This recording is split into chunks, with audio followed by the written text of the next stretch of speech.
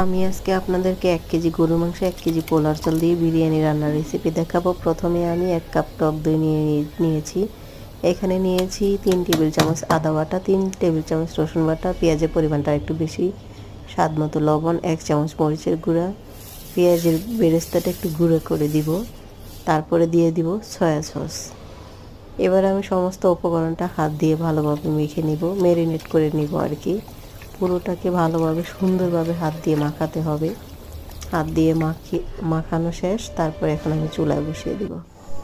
এখানে আমি একটা কথা বলতে চাই, এটা মশলাটা ম্যারিনেট করার সময় আমার বিরিয়ানির মশলা দিতে মনে ছিল না। চুলায় বসানোর 2 মিনিট পরে দিয়েছি। আপনারা যখন ম্যারিনেট করবেন তখন মশলাটা দিয়ে দিবেন।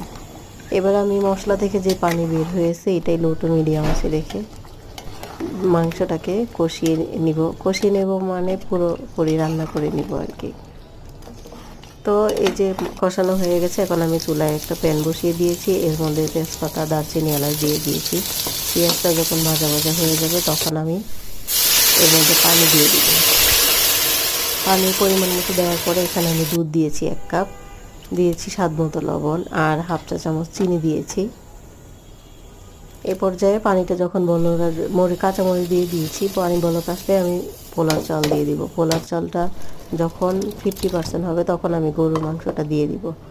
গরুর মাংস তো সে কারণে একটু আগেই দিলাম, অনেকে 80% হলে দেয়।